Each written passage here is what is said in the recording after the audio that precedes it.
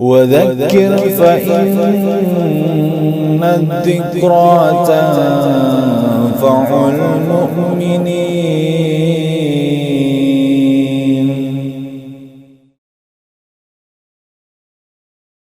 Bismillahirrahmanirrahim. Innal hamdalillah nahmaduhu wa nasta'inuhu wa nastaghfiruh wa na'udzu billahi min shururi anfusina wa min sayyiati a'malina. May yahdihillahu fala mudilla lahu wa may yudlil fala hadiya lahu. Asyhadu an la ilaha illallah wahdahu la syarika lahu wa asyhadu anna Muhammadan abduhu wa rasuluh. Allahumma salli ala Muhammadin wa ala ali Muhammad kama sallaita ala Ibrahim wa ala ali Ibrahim innaka Hamidum Majid. Allahumma barik ala Muhammadin wa ala ali Muhammad kama barakta ala Ibrahim wa ala ali Ibrahim innaka Hamidum Majid. Amma ba'd. Fa inna asdaqal hadis kitabullah wa khairal hadi hadi Muhammadin sallallahu alaihi wasallam wa syarrul umuri muhdatsatuha fa inna kulla muhdatsatin bid'ah wa kulla bid'atin dhalalah wa kulla dhalalatin finnar. Alhamdulillah, di waktu yang baik dan mulia ini marilah sama-sama kita melanjutkan kajian atau pembahasan tentang kitab Minhaj Al-Firqah An-Najiyah, manhaj golongan yang selamat, yang disusun oleh Syekh Muhammad bin Jamil Zainu rahimahullah. Insyaallah apa-apa yang telah dijelaskan dan yang akan dijelaskan dapat memberikan faedah untuk kita dalam kehidupan dunia demi kebaikan untuk kita kelak di hari kiamat. Dan kita sudah bahas atau kita sudah sampai kepada pembahasan makna dari Muhammad Rasulullah sallallahu alaihi wasallam. Ya, jadi sudah jelaskan dalam penjelasan-penjelasan sebelumnya bahwasanya di antara makna dari kalimat syahadat Muhammad Rasulullah itu adalah kita mengimani, meyakini dengan keimanan yang total, dengan keimanan yang sempurna bahwa beliau memang diutus dari sisi Allah Jalla wa'ala tanpa keraguan sedikit pun. Yang kedua, bahwa di antara makna atau maksud dari syahadat Muhammad Rasulullah itu adalah kita wajib mencintai beliau sallallahu alaihi wasallam lebih dari kecintaan kita kepada apapun dan siapapun, termasuk dari diri kita sendiri. Kemudian di antara tujuan pengucapan kalimat Muhammad Rasulullah juga adalah kita selalu membenarkan apapun yang dikabarkan, yang diinfokan kepada kita tanpa keraguan, tanpa kebimbangan. Ya. Kemudian juga di antara tujuan pengucapan kalimat syahadat tersebut adalah kita wajib mematuhi, kita wajib taat kepada Rasulullah SAW terhadap apapun yang diperintahkan kepada kita. Bergegaslah, bersegerlah kita dalam melaksanakan perintah-perintah beliau. Kemudian juga kita wajib meninggalkan, kita wajib menghentikan apapun yang beliau larang dan yang beliau tegur. Nah, di antara bukti bahwa kita memahami makna Muhammad Rasulullah adalah kita melaksanakan perintah dan meninggalkan larangan-larangan dari beliau. Kemudian yang terakhir yang sudah jelaskan sebelum ini adalah bahwa di antara tujuan makna dari kalimat Muhammad Rasulullah adalah bahwa kita ini hendaklah beribadah kepada Allah, menyembah Allah, yaitu sesuai dengan apa yang beliau syariatkan. Atau mafhum yang lain adalah bahwa kita sebagai seorang muslim, sebagai hamba Allah yang baik, kita dilarang, diharamkan untuk beribadah kepada Allah Jalla wa'ala, kecuali dengan apa yang telah disyariatkan, yang dicontohkan, yang diteladankan ya oleh Nabi Muhammad SAW kepada kita sebagai umatnya. Maka hendaklah kita sebagai seorang muslim janganlah beribadah kecuali dengan apa yang disyariatkan. Atau kalau kita hendak beribadah kepada Allah, cobalah contoh, teladani Nabi kita ya sallallahu alaihi wasallam karena beliau sudah mencontohkannya dan beliau telah menteladankannya, karena juga beliau telah mensyariatkannya di dalam agama kita yang mulia ini. Itulah sedikit pembahasan tentang makna dari Muhammad Rasulullah, yaitu makna tentang Muhammad adalah utusan Allah. Nah, sekarang kita lanjutkan penjelasan yang di dalam kitab Minhaj Al-Firqah An-Najiyah. Poin pertama adalah yaqulu asy-Syaikh Abdul Hasan An-Nadawi rahimahullah fi kitabin nubuwah ma nassahu.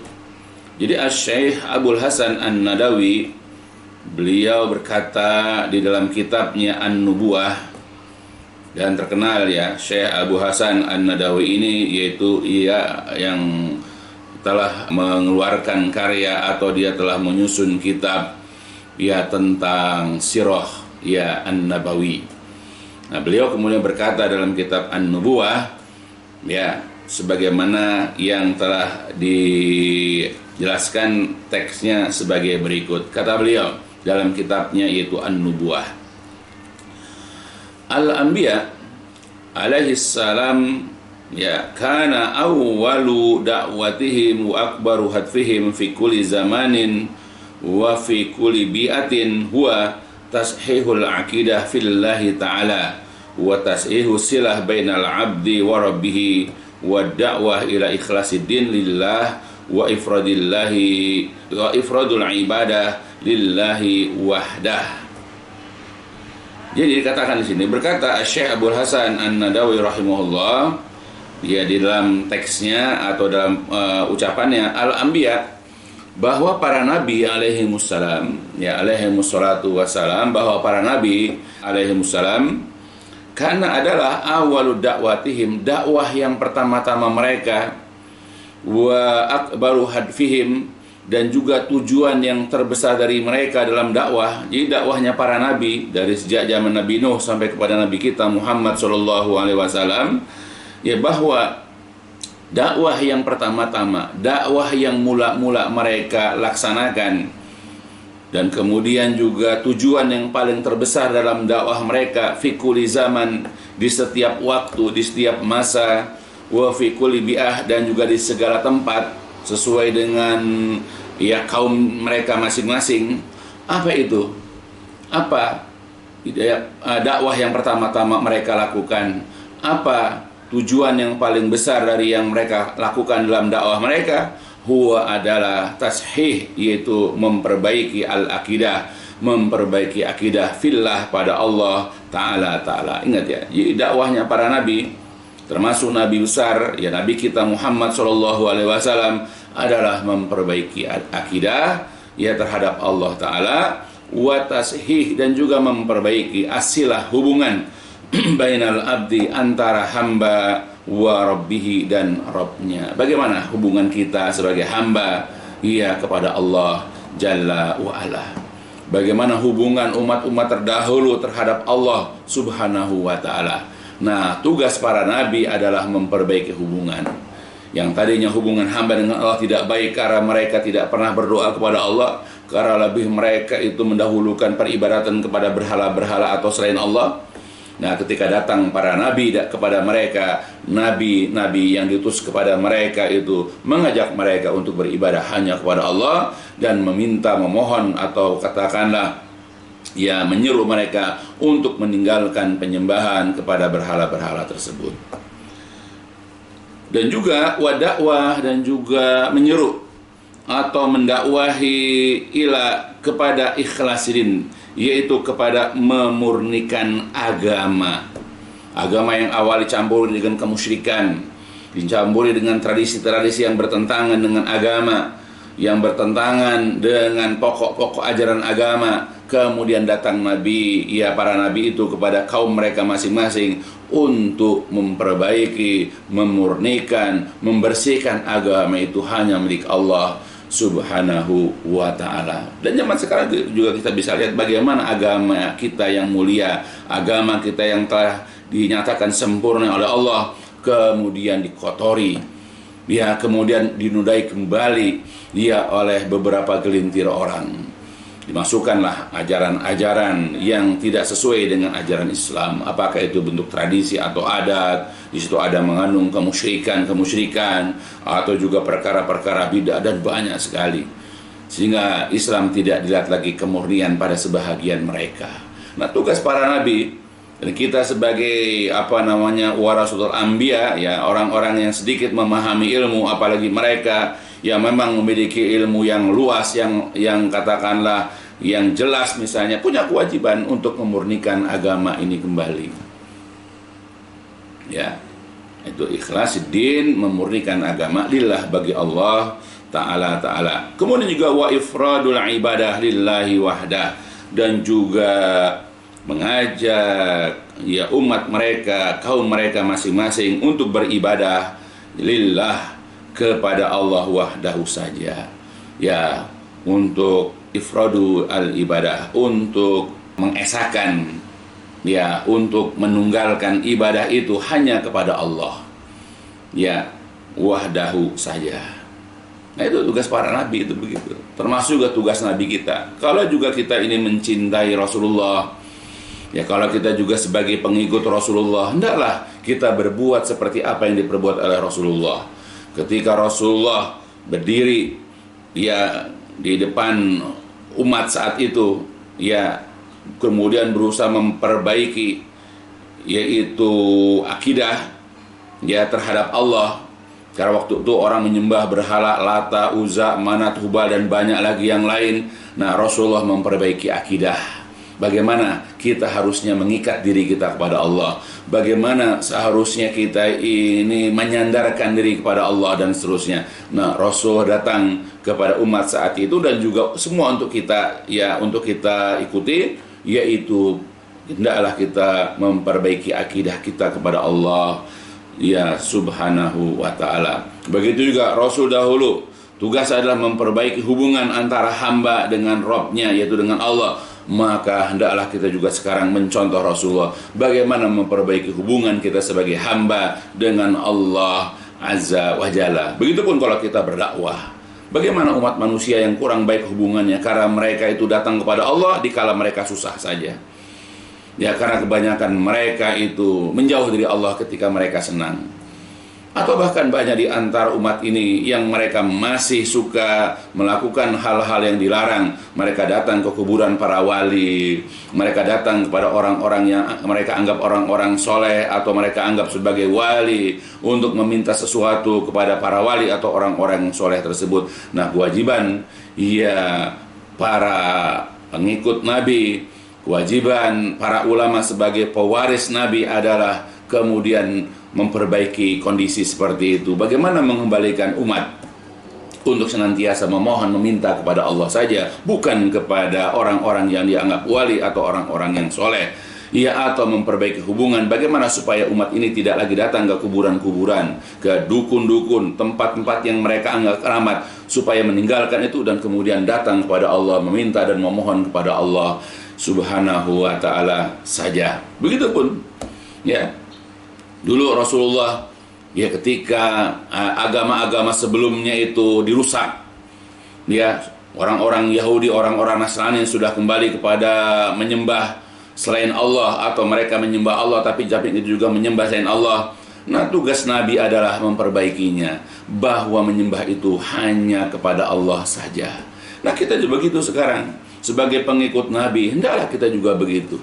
Hendaklah kita ini berusaha untuk memurnikan agama ini hanya kepada Allah. Hendaklah kita mengesahkan Allah dalam beribadah kepadanya, ya, tidak kepada selainnya. Kemudian wa annahu, dan bahwasanya Allah itu an-nafi, dialah Allah yang dapat memberikan manfaat, wad-dar, ya, dan juga yang memberikan mudarat. Ya, Allah lah yang memberikan kepada kita manfaat. Ya, kalau kita memohon kepada Allah, ya, dengan penuh keikhlasan, dengan penuh harapan, dan meyakini bahwa Allah tidak akan pernah mengecewakan kita dalam berdoa, maka Allah akan memberikan manfaat kepada kita. Misalnya disembuhkan sakit kita, dilapangkan rezeki kita, dimudahkan jodoh kita, dan seterusnya. Begitu juga Allah berkehendak untuk memberikan mudarat. Ya, jadi kalau Allah menghendaki keburukan kepada kita untuk menguji kita, maka akan datanglah kemudaratan itu. Tujuannya adalah kita supaya kembali kepada Allah. Hendaklah kita bermunajat, berdoa kepada Allah agar Allah hilangkan mudarat yang ada pada kita. Karena tidak ada siapapun atau sesuatu pun selain Allah yang dapat menghilangkan mudarat tersebut. Nah, ingat ya, hanya Allah yang dapat mendatangkan manfaat dan mudarat. Bukan jimat-jimat yang dipegang oleh sebagian orang. Kalau dia bawa jimat, dia kemana-mana dia akan mendapatkan manfaat atau dia terhindar dari mudarat. Kalau orang misalnya terkena sesuatu, maka dia khawatir mudarat itu akan menimpa dirinya, seakan-akan mudarat bisa menimpa dirinya, maka dia harus melakukan ritual untuk katakanlah menolak kemudaratan tersebut, sebagaimana kepercayaan sebagian masyarakat.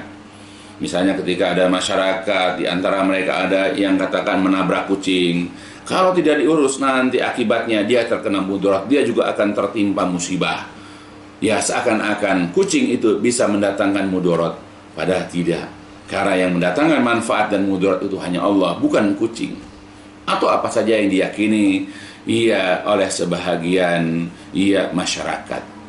Ingat ya, jadi Allah lah yang dapat mendatangkan manfaat dan memberikan mudarat. Al-mustahiqu lil ibadah wa du'a wal iltija wan nusuk ya'adzabhu Allahu wahdah. Al-mustahiq, Allah lah yang memang berhak, Allah lah yang memang layak atau pantas lil ibadah, untuk diibadahi. Tidak ada yang lebih pantas atau tidak ada yang pantas selain hanya Allah. Jadi kalau kita ingin beribadah, bagaimana kita hendak beribadah? Kepada siapa hendaknya kita beribadah? Ingat, hanya Allah saja yang berhak. Tidak ada lain yang berhak. Tidak ada seseorang pun, tidak ada sesuatu apapun yang layak untuk diibadahi, karena ibadah itu layaknya hanya kepada Allah. Begitupun wa du'a, bahwa Allah lah yang layak untuk dijadikan tempat berdoa. Wal iltija, dan juga Allah lah yang berhak atau layak untuk iltija, dijadikan tempat penyandaran diri, untuk tempat berlindung, itu hanya Allah. Jadi kalau kita merasa khawatir terhadap sesuatu, iltijalah kepada Allah. Sandarkan diri kita kepada Allah, berlindunglah diri kita kepada Allah, karena Allah memang tempat yang layak untuk dijadikan tempat berlindung atau tempat menyandarkan diri. Begitupun wan nusuk atau azab lahu, yaitu menyembelih atau berkurban. Tidak boleh kita menyembelih seekor hewan, tetapi hewan itu diperuntukkan untuk seseorang atau sesuatu selain daripada Allah. Sebab yang berhak kita ini menyembelih hewan ternak, lalu kita peruntukkan, hanya Allah lah yang berhak kita peruntukkan. Tidak pantas selain Allah, kemudian kita berkurban atas nama sesuatu, karena itu mengandung kemusyrikan. Itu. Nah, jadi Allah yang memang lebih pantas, lebih layak untuk diibadahi, dijadikan tempat berdoa, dijadikan tempat berlindung, atau penyandaran diri, sebagai tempat kita berkurban misalnya. Hanya Allah lah yang lebih pantas, selain Allah tidak pantas. Kemudian wa kanat hamlatuhum, dan adalah hamlatuhum, beban mereka, tugas mereka, yaitu para nabi dahulu wa kanat, dan dahulu, konon dahulu, hamlatuhum, bebannya, tugasnya mereka para nabi itu adalah murakkazatun muwazzahatun, dipusatkan dan diarahkan senantiasa ilal wasaniyah, kepada para penyembah berhala. Jadi tidak ada rasa khawatir, tidak ada rasa takut. Pokoknya ketika Allah perintahkan mereka untuk mendatangi para penyembah berhala, orang-orang yang menyembah selain Allah, maka nabi-nabi itu datang kepada kaum mereka masing-masing, lalu mengajak mereka untuk meninggalkan penyembahan kepada patung-patung berhala-berhala yang mereka miliki, dan kemudian mengajak mereka untuk beribadah hanya kepada Allah saja. Nah, jadi tugas mereka, kewajiban mereka, bebannya para nabi ada dipusatkan dan diarahkan kepada para penyembah berhala fi usurihim, sesuai dengan masa, sesuai dengan zaman mereka. Al-mumassila bi suratin waliha fi ibadatil awsan wal asnam, Dan ini dibentukkan secara terang-terangan, secara jelas kepada para penyembah berhala, penyembah patung-patung, ya, atau arca-arca, ya, was-solihin, dan juga orang-orang soleh, al-muqaddisin, yang dimana orang-orang soleh itu dianggap orang-orang yang suci atau orang-orang yang dikultuskan, ya, baik kepada yang masih hidup, minal ahya, di antara orang-orang soleh itu ada yang masih hidup, wal amwat, dan juga orang-orang yang telah mati. Nah, itulah tugas Nabi. Ya, kita sebagai pengikut Nabi Muhammad SAW dan juga sebagai pengikut para nabi hendaklah mencontoh sebagaimana yang dikatakan ya oleh Syekh Abdul Hasan An-Nadawi rahimahullah. Ya, jadi dalam penjelasan di sini kita lihat bagaimana sirah, bagaimana sejarah, bagaimana biografi para nabi-nabi sebagaimana juga dituangkan dalam Al-Qur'an, bahwa ketika mereka para nabi itu diutus oleh Allah, diangkat oleh Allah sebagai nabi atau sebagai rasul, mereka mempunyai tugas, mereka mempunyai kewajiban, yaitu berdakwah kepada umat mereka masing-masing. Jadi mereka diangkat jadi nabi, diangkat menjadi rasul itu bukan tanpa tujuan, ada tujuan. Begitupun kita, ya, kalau kita ini mengaku sebagai umat Nabi Muhammad SAW, kita juga punya tugas yang kita tidak sadari. Apalagi mereka yang mengaku ustadz, dai, ulama, apalagi itu. Ya, nah, apa tugas para nabi? Apa kewajiban para nabi? Nah, para nabi yang pertama-tama, ingat ya, yang mereka dakwahkan, ya, dan tujuan yang paling besar, ya, di dalam dakwah mereka adalah memperbaiki akidah, memperbaiki hubungan antara seorang hamba dengan Allah. Ya, seperti itu.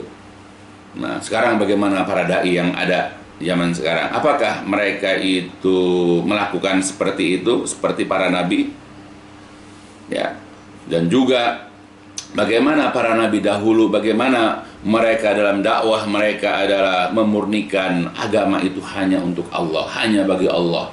Ya, bukan malah mengotori, bukan malah menodai dengan pemikiran-pemikiran mereka, ya, dengan hawa nafsu mereka, dengan akal mereka, atau dengan kebiasaan-kebiasaan mereka, lalu mereka masukkan ke dalam agama seakan-akan itu adalah ajaran Islam, padahal bukan. Jadi kalau orang sekarang kebanyakan malah mengotori, bukan, ya, memurnikan.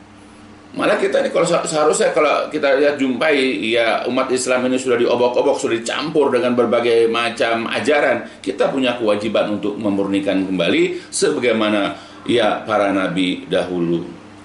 Ya, juga hendak kita mengikuti para nabi dalam tugas mereka, kewajiban mereka adalah yaitu mengajak kita untuk mengesahkan Allah dalam beribadah, hanya kepada Allah saja dalam beribadah. Nah, ini sebagaimana di dalam ayat Quran yang sering diingatkan. Di dalam Al-Quran surat An-Nahl, Allah Azza wa Jalla berfirman, A'udzu billahi minasyaitonir rajim. Wa laqad ba'asna fi kulli ummatir rasulan an ya'budullaha wajtanibut thagut. Wa laqad, dan sungguh-sungguh. Ini penggunaan taukid, penegasan. Ya, jadi kata Allah, sungguh-sungguh, benar-benar, ba'asna, kami telah utus, ya, fi kulli ummatin, pada setiap umat, rasulan, seorang rasul. Sungguh-sungguh kami telah mengutus seorang rasul pada tiap-tiap umat. Jadi setiap umat itu pasti ada rasul. Bahkan dalam satu umat kadang-kadang diutus beberapa orang rasul. Untuk apa rasul-rasul itu diutus kepada umat mereka masing-masing? Yaitu agar menyerukan, agar mendakwahkan. Ya, kalimat apa? Yaitu ubudullah, sembahlah Allah, beribadahlah kalian kepada. Itulah tugas, kewajiban para rasul ketika diangkat menjadi nabi, ketika diangkat mereka menjadi rasul. Tugas mereka selanjutnya adalah bagaimana mengajak umat mereka untuk beribadah kepada Allah Subhanahu wa ta'ala. Dan kemudian bukan hanya mengajak beribadah kepada Allah, lalu dilengkapi dengan kalimat wajtanibut tagut, dan jauhilah tagut. Jadi ada satu kesatuan. Tidak boleh kita hanya mengajak orang beribadah kepada Allah dan kita membiarkan mereka juga menyembah selain Allah. Karena makna togut itu adalah kullu ma'ubida min dunia, semua yang disembah selain daripada Allah. Jadi tidak boleh kita mengajak orang hanya beribadah kepada Allah, tapi kita juga tidak peduli mereka juga masih menyembah selain Allah. Mereka menyembah Allah dan juga menyembah kuburan. Mereka menyembah Allah tapi juga menyembah berhala-berhala dan seterusnya. Ya, karena pada saat kita mengajak orang beribadah kepada Allah, kita ajak juga mereka untuk meninggalkan sembahan-sembahan selain daripada Allah. Nah, itulah agama. Mengajak kita, ya, selain mengajak beribadah kepada Allah, tapi juga mengajak mereka, ya, untuk meninggalkan penyembahan-penyembahan kepada selain Allah. Tapi dengan seruan ini, di antara mereka, di antara umat itu, man hadallah, ada yang Allah berikan petunjuk, artinya menerima dakwahnya para rasul. Tetapi wa minhum man haqqat alaihi dhalalah, tapi di antara mereka juga ada yang Allah tidak, ya, berikan petunjuk kepada mereka. Ya, artinya di antara mereka ada yang telah tetap kesesatan atas. Jadi ada yang sesat, ada yang menolak dakwah Rasul. Itulah risiko dalam dakwah itu, ada yang menerima, ada yang menolak. Ada yang dapat hidayah, tapi juga ada yang tetap dalam kesesatan. Nah, itulah tugas dakwahnya para nabi dan rasul, mengajak beribadah kepada Allah dan mengajak untuk meninggalkan penyembahan-penyembahan kepada selain Allah atau tagut. Nah, sebagaimana dijelaskan oleh Syekh Abdul Hasan An-Nadawi. Begitu juga dalam ayat yang lain, dalam surat Al-Anbiya Allah kembali berfirman, A'udzubillahi minasyaitonir rajim, wa ma arsalna min qablika min rasulin illa nuhi ilaihi la ilaha illa ana fa'budun. Wa ma, dan tidaklah arsalna, kami mengutus, min qablika, sebelum engkau wahai Nabi, min rasulin, seorang pun rasul, dan kami tidak pernah mengutus seorang pun rasul sebelum engkau wahai Nabi, kecuali nuhi, kami berikan wahyu, ilaihi, kepada Nabi itu. Ya, artinya setiap Nabi, termasuk Nabi kita Muhammad SAW, diberikan wahyu. Apa wahyu? Yang harus, ya, diajarkan, yang harus dijelaskan, ya, kepada umat manusia. Apa itu? Yaitu annahu la ilaha illa anna, bahwasanya tidak ada sesembahan yang berhak disembah kecuali aku. Nah, itulah nabi-nabi dari zaman Nabi Nuh, dakwah kepada umatnya, Nabi Soleh, Nabi Shu'aib, Nabi Hud, dan seterusnya sampai kepada Nabi kita Muhammad SAW. Nah, tugas Nabi adalah sebagaimana wahyu yang Allah sampaikan kepada para Nabi adalah mengajarkan, menjelaskan, dan juga untuk memberikan pemahaman tentang makna, ya, la ilaha illa ana atau la ilaha illallah, pengertian tentang kalimat la ilaha illallah. Termasuk juga Nabi kita Muhammad sallallahu alaihi wasallam. Nah, ketika sudah paham kalimat la ilaha illa ana, maka fa'buduni, maka kemudian sembahlah aku. Nah, itulah nabi-nabi. Ya, mereka sudah melaksanakan kewajiban, mereka sudah melaksanakan tugas dengan baik, dan mereka sudah wafat, sudah diabadikan bahwa mereka adalah, ya, orang-orang pilihan Allah, orang-orang yang dimuliakan Allah, yang telah dijanjikan kebaikan-kebaikan nanti di hari kiamat di sisi Allah. Nah, tinggal kita sebagai umat, ya, sebagai pengikut para nabi, apakah kita sudah melaksanakan apa yang telah diajarkan, yang telah disampaikan oleh para nabi dan nabi kita Muhammad SAW. Dan bagi kita para dai, bagi kita orang yang diberikan pengetahuan agama, apakah kita sudah ikut melaksanakan sebagaimana para nabi dan para rasul dalam berdakwah? Ya, apakah kita sudah mengajarkan kepada para pengikut kita, jamaah kita, komunitas kita tentang pemahaman makna la ilaha illallah? Ya, mengajak mereka memahami kalimat bukan hanya sekedar ucapan. Ya, kita ajak mereka beribadah kepada Allah, dan kita ajak mereka untuk meninggalkan penyembahan-penyembahan kepada berhala-berhala, apakah itu kuburan para wali, apakah itu tempat-tempat yang dianggap keramat, atau juga pengkutusan kepada kiai-kiai, ajengan-ajengan atau habib-habib. Apakah kita sudah sampaikan kepada mereka atau belum? Ya, kalau kita belum, bahkan memang kita tidak mau menyampaikan, berarti kita tidak mengikuti contoh para nabi ya alaihi salatu wassalam, dan kita juga tidak mencontoh Rasulullah SAW dalam berdakwah. Karena semua nabi, sebagaimana di dalam banyak ayat, ya, sebagaimana dijelaskan ya di dalam ayat-ayat Allah, ya, bahwa para nabi itu ketika diutus kepada umatnya masing-masing, ketika Allah utus mereka, adalah kalimat ya qaumi i'budullah malakum min ilahin ghairuh. Semua Nabi Nuh, Nabi Saleh, ya, Nabi Hud, Nabi Shu'aib, ya, dan seterusnya. Nah, jadi yang mereka ucapkan, yang mereka ajarkan kepada kaum mereka masing-masing adalah ya qaumi, wahai kaumku, ubudullah, hendaklah kalian menyembah Allah, beribadahlah kalian kepada Allah. Kenapa kita wajib beribadah kepada Allah?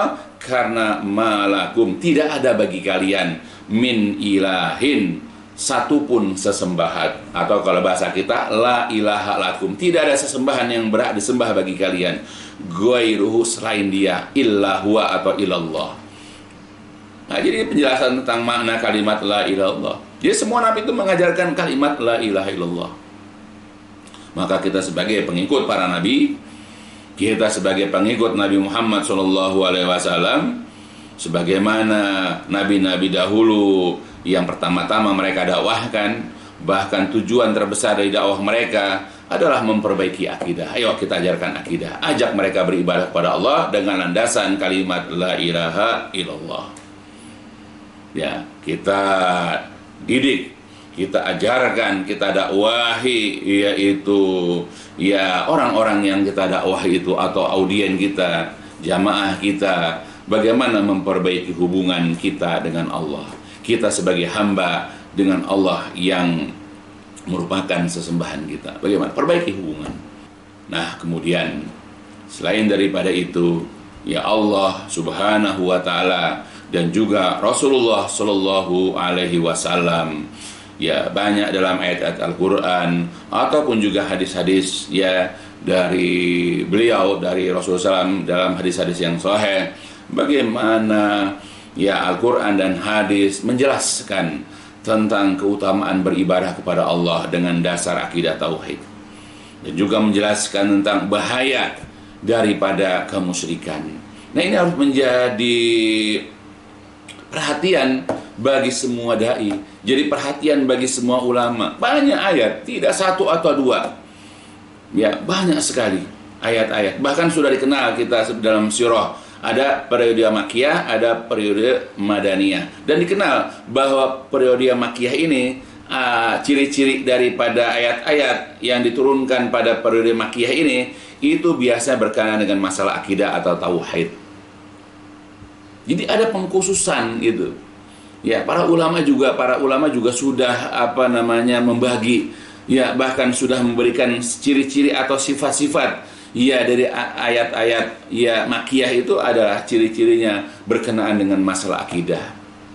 Nah, bagaimana kita, ya, sekarang para dai, ya, tidak peduli dengan penjelasan masalah-masalah akidah. Mereka disibukkan, ya, dengan perkara-perkara yang, ya, katakanlah biasa, misalnya, ya, bukan dalam arti menyepelekan, bukan berarti meremehkan, ya, mereka hanya mengajak orang itu untuk berakhlak yang mulia. Itu aja yang jadi bahan, ya, katakanlah ceramah, ya, menjadi bahan dalam penyampaian dakwahnya, ya, atau berkenaan dengan masalah sholawat. Bukan sholat nggak penting, ya, bahkan sholawat yang diajarkan juga tidak dicontohkan oleh Rasulullah. Ya, sholawat itu dibuat-buat oleh mereka, ya, atau oleh, ya, katakan guru-guru mereka, dan orang hanya disuruh hafalkan yang itu. Sangat disayangkan. Maka sebagai dai, di mana kita tahu bagaimana kita sebagai dai atau sebagai juru dakwah, ya, walaupun ilmu kita barangkali masih sedikit, hendaklah kita mencontoh para nabi, mencontoh para rasul dalam berdakwah, yaitu mengajak umat ini untuk beribadah hanya kepada Allah Subhanahu wa ta'ala.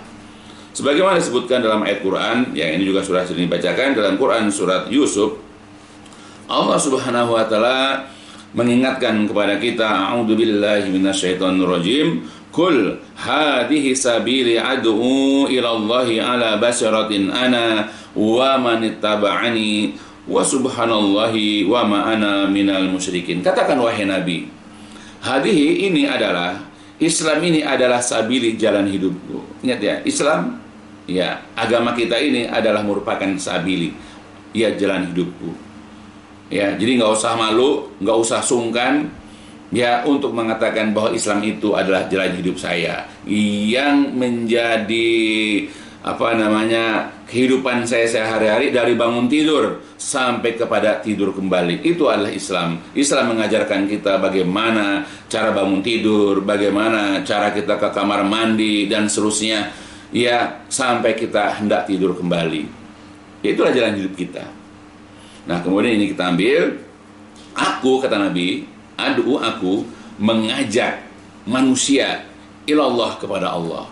Jadi ingat, ya, jadi Rasulullah itu mengajak orang tuh kepada Allah, beribadah kepada Allah, mengesahkan Allah, bukan kepada mazhab, bukan kepada firqah, bukan kepada kebesaran nama fulan atau dirinya, tidak, tapi mengajak orang untuk beribadah kepada Allah Azza wa Jalla ala basiratin ala basiratin, di atas kepada basirah, keterangan-keterangan, hujah-hujah, dalil-dalil. Jadi mengajak orang beribadah kepada Allah itu harus pakai dalil, harus pakai basirah, harus pakai hujah, harus pakai argumen, yaitu Al-Quran dan hadis-hadis Nabi. Wa manittaba'ani, dan juga orang-orang yang mengikutiku. Aku dan orang-orang yang mengikutiku mengajak manusia itu untuk beribadah kepada Allah Subhanahu wa ta'ala. Aku dan orang-orang yang mengikuti. Jadi kalau kita mengikuti Nabi SAW, hendaklah kita mengikuti ya cara berdakwah Nabi, yaitu mengajak orang kepada Allah. Marilah kita ajak ya keluarga kita, kerabat kita, sahabat kita, atau bagi kita yang mungkin punya jamaah, ya, atau kita punya kebiasaan berdakwah, baik itu lewat tulisan, ya, atau lewat ya rekaman video seperti ya ini misalnya. Ayolah, ajaklah orang, ajaklah yang bisa didakwahi untuk ilallah, beribadah kepada Allah Subhanahu wa ta'ala. Ya, jadi kalau kita pengikut Nabi, kita pengikut para Nabi, ayolah mengajak orang kepada Allah Subhanahu wa ta'ala. Makanya kalau seandainya kita mengaku pengikut Nabi, kita mengaku sebagai umat Nabi, tapi dalam seruan kita, dalam dakwah kita tidak mengajak orang beribadah kepada Allah, tapi mengajak untuk kebesaran namanya, kepopuleran dirinya, ya, atau mengajak kepada kelompoknya, kepada mazhabnya, ya, kepada partainya dan seterusnya, ya, atau mencari dunia ya dengan dakwahnya untuk mengumpulkan pundi-pundi ya supaya rumahnya itu besar, megah, punya kendaraan mewah, dan itu tujuan dalam dakwahnya. Tidak mengajak ya orang kepada Allah, tidak mengajak ya jamaahnya untuk beribadah kepada Allah saja, berarti dia tidak mengikuti Nabi secara sempurna. Ya, atau bahkan boleh jadi memang dia tidak mengikuti cara dakwah Nabi sedikit pun, aliyadzubillah. Ya, maka cara kita memahami makna Muhammad Rasulullah adalah dengan mencontoh beliau dalam berdakwah. Cara mencontoh Nabi SAW adalah dengan cara mencontoh para Nabi alaihimussalam dalam berdakwah. Ya, karena beberapa banyak orang yang menganggap dirinya sebagai pengikut Nabi, tapi perbuatannya, dakwahnya, seruannya kepada umat manusia sama sekali tidak mencontoh Nabi Muhammad SAW. Dan bahkan terkadang orang-orang ini menganggap bahwa mereka adalah benar-benar pengikut Nabi, apalagi yang mereka itu beranggapan bahwa mereka adalah keturunan Nabi. Ya, misalnya mereka mengaku sebagai Habib, ya, maaf seperti itu. Tapi ketika seruan dakwah mereka ya mengajak orang untuk gulu kepada dirinya, mereka mengajak orang untuk mengkultuskan dirinya dengan cium tangannya, ya, kemudian juga membungkuk di depan dirinya, ya, atau banyak lagi bentuk-bentuk gulu atau pengkultusan. Nah, ini bisa kita jumpai. Nabi tidak pernah mengajarkan, Nabi tidak pernah mendidik umatnya dengan cara-cara seperti itu. Maka marilah kita kembali kepada dakwah yang benar, dakwah yang sahih, yaitu mengajak umat manusia, baik itu orang-orang yang memang mereka masih menyembah berhala, ya, atau juga ya kaum muslimin yang mereka masih awam, ya mereka yang masih belum memahami akidah tauhid, maka berapa banyak kaum muslimin yang masih menyembah berhala-berhala. Berapa banyak kaum muslimin yang mereka masih mendatangi kuburan para wali, yang mereka masih suka datang ke dukun-dukun atau orang-orang yang mereka anggap pintar, atau kaum muslimin yang mereka bergantung kepada jimat-jimat. Ya, mereka percaya dengan hurufat-hurufat, mereka percaya dengan tahayul, ya, dan hal-hal lain yang mengandung kemusyrikan di dalamnya. Maka sebagai orang yang hendak mengikuti ya Nabi Muhammad SAW dalam berdakwah, karena Allah memang telah karuniakan kepada kita sebagian ilmu, maka hendaklah kita mengajak orang-orang yang kita dakwahi itu untuk kembali kepada Allah, dan jangan mereka itu ya kita biarkan untuk menyembah selain Allah dan percaya kepada hal-hal yang bertentangan dengan ajaran Islam. Ya, maka bukti kita memahami makna Muhammad Rasulullah lagi adalah hendaklah kita mempelajari sirah Nabi Muhammad SAW dan juga sirah para nabi alaihimussalam. Dan ketika kita memahami sirah tersebut, kita bisa lihat ternyata di antara kewajiban, di antara tugas para nabi adalah bagaimana mengajak umat manusia untuk beribadah hanya kepada Allah saja. Nah, ketika kita paham tentang sirah, ya dengan pemahaman yang baik, insya Allah kita akan berusaha mengikuti jejak para nabi dan juga mengikuti jejak Rasulullah SAW dalam berdakwah, yaitu mengajak mereka untuk beribadah kepada Allah saja. Atau bahkan kalau kita ini tidak punya kemampuan untuk berdakwah karena masih minimnya ilmu atau kita sulit untuk berbicara, maka dengan paham kita akan belajar, kita akan menghadiri kajian-kajian dari ustadz-ustadz, dari dai-dai, dari ulama-ulama yang mengajak kita kepada akidah tauhid yang berdasarkan kepada Al-Quran yang mulia dan hadis-hadis Nabi yang sahih. Ya, mudah-mudahan penjelasan ini dapat membuka wawasan kita sedikit, ya, bahwa kita ini jikalau Allah berikan kepada kita karunia ilmu dan kita punya kemampuan untuk berdakwah, dakwahlah, mengajak orang yang kita dakwahi itu beribadah hanya kepada Allah saja, mengikuti sunnah-sunnah Nabi SAW, ya, dengan sandaran Al-Quran yang mulia dan hadis yang sahih, dan juga dengan pemahaman para ulama salafus soleh. Ya, mudah-mudahan ini bisa membuka pengetahuan ya bagi kita dan dapat kita ya pahami dan kita dapat amalkan. Ya, dan mudah-mudahan ini memberikan faedah untuk saya dan keluarga besar saya dan jamaah pengajian. Ya, sampai di sini dulu apa yang dijelaskan. Insya Allah akan dilanjutkan ya pada penjelasan ya berikutnya insya Allah, dan ditutup dengan walhamdulillahalamin, subhanakallahumma wa bihamdika asyhadu an la ilaha anta astaghfiruka wa atubu ilaik. الدين النصيحة قلنا لمن يا رسول الله قال لله ولكتابه ولرسوله ولأئمة المسلمين وعمتهم